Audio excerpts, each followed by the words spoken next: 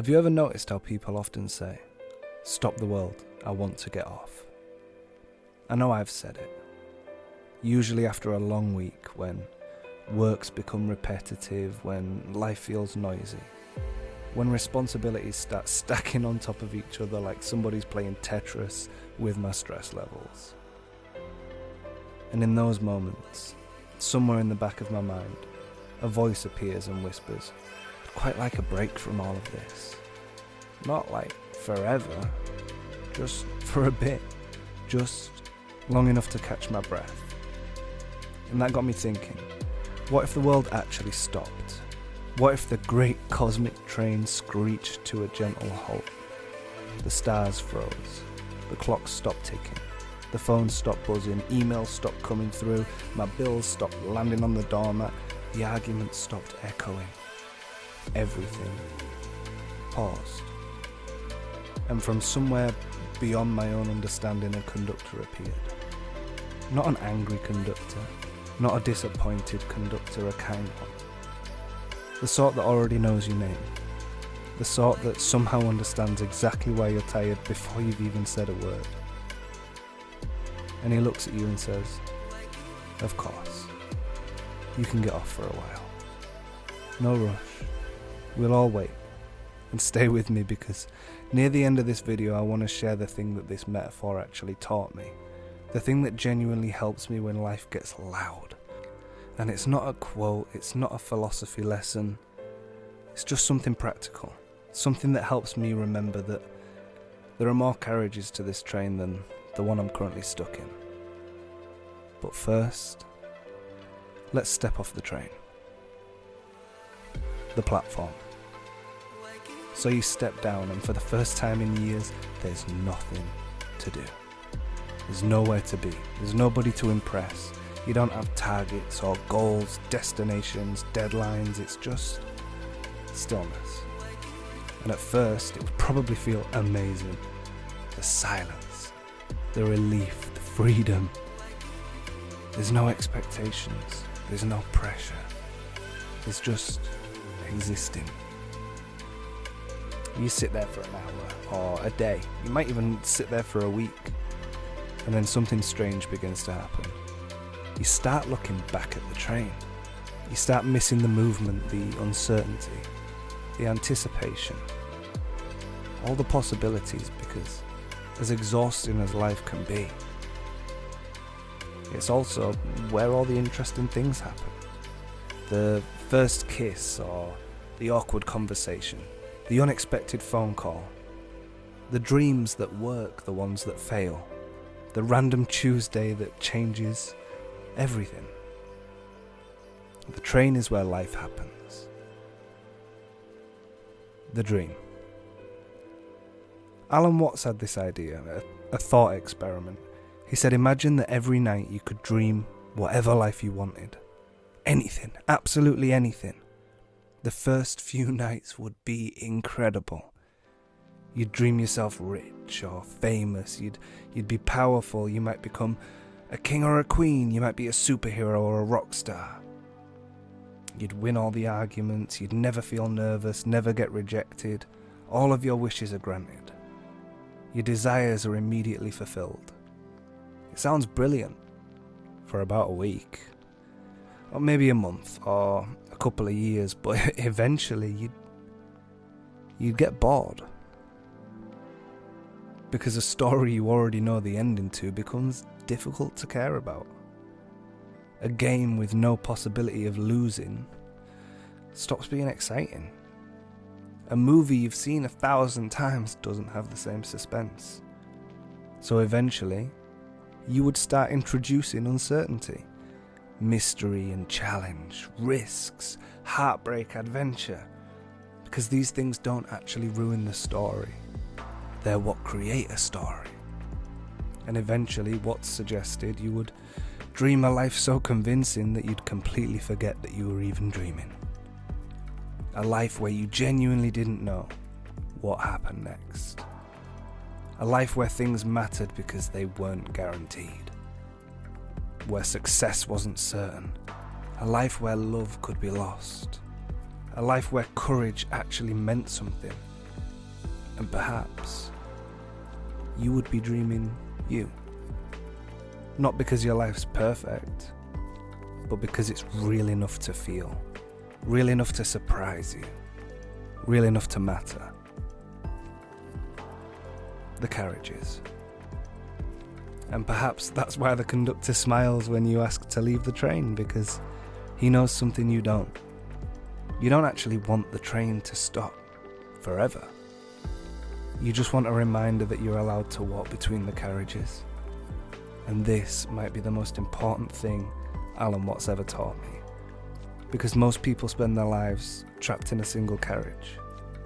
The work carriage, the money carriage, the relationship carriage, the anxiety carriage, the past carriage, and after a while, we start believing that's the entire train. Work isn't going well, so life is terrible. A relationship ended, so life is terrible. Money is tight, so life is terrible. The train is enormous. There are carriages filled with friendship and creativity. There's ones filled with music, ones with adventure, ones with learning, there's nature, there's silence. There's ones filled with wonder and curiosity, there's ones that teach you about meaning.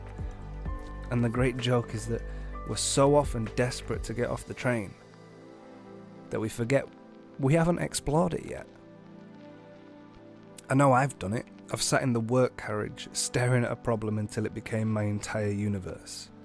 Meanwhile, there was a carriage full of music 3 doors down where everybody's having a party. A carriage full of writing. A carriage full of my son laughing and all of those great moments still to come. A carriage full of stars. A carriage full of really cool books. But I couldn't see them because I was staring at one seat, one window, one problem, one thing right in front of me. Passenger versus conductor. Perhaps that's why I keep thinking about trains for this. Not because trains are special, but because they reveal something about us. When you're a passenger, every bend feels uncertain. Every tunnel feels sort of mysterious. Every delay feels frustrating. You stare through the window wondering, are we late? Are we lost? Are we even going the right way? But the conductor isn't worried. The conductor knows where the tracks go. The conductor has travelled this route before. The conductor understands that every tunnel eventually becomes daylight. The stations eventually arrive. The detours eventually reconnect. And maybe that's what wisdom is. Not having all the answers, not controlling the train, not knowing exactly what happens next, just trusting the tracks continue beyond the horizon. Most of us are trying to live as passengers while demanding the certainty of a conductor. And perhaps that's why we're exhausted. Because uncertainty is not a bug in the journey. It's just part of the ticket. The final twist. And then comes the strangest possibility of all. What if you're not only the passenger? What if you're also the conductor? And the tracks, and the engine, and the destination? What if the thing looking out at reality is itself part of the reality it's observing? The wave and the ocean. The dream and the dreamer. Both the player and the game. The conductor and the passenger. All at the same time. And this is one of the parts where philosophy starts sounding completely mad, and then 5 minutes later completely wonderful. Because maybe Zen isn't about escaping reality. Maybe it's about becoming comfortable with participating in it. Not resistance, not surrender, participation.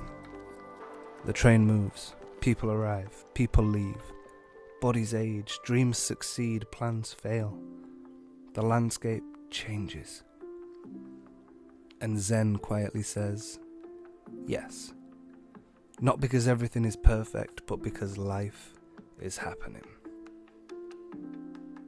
The thing I promised earlier. Remember when I said I'd share the practical thing I took away from this metaphor? Here it is. Whenever I catch myself wanting to get off the train, I ask myself a different question. Not how do I escape this, but have I mistaken this carriage for the whole train? Because most of the time the problem isn't life. It's perspective. I have become trapped in one carriage, one problem, one fear or a frustration, and I've forgotten how much train is left to explore. Sometimes the answer isn't stopping the world. Sometimes it's just walking to a different carriage. Call someone, go outside, build something, read something, create something, watch the sky, sit quietly for a bit. Touch grass, as the internet likes to say. Anything that reminds you that life is larger than the thing currently occupying your attention. And honestly, this has helped me more than most self-help advice has. Just remembering that there are other carriages. So if you're tired, rest. If you're overwhelmed, breathe. If you need to step off for a while, for a break, just step off. The conductor understands, and when you're ready, the train will still be here, waiting, inviting you back into the dance. And if you've made it this far, I'd love to know, what carriage have you been stuck in recently? Let me know in the comments. And if you want to be part of more conversations about philosophy, meaning, consciousness, and the strange experience of being human, consider subscribing. Because around here we're trying to do things a little bit different. We're trying to make impact beautiful. One conversation, one idea, one person at a time. So until next time, don't forget, the train is much bigger than the seat you've become attached to. You've got this.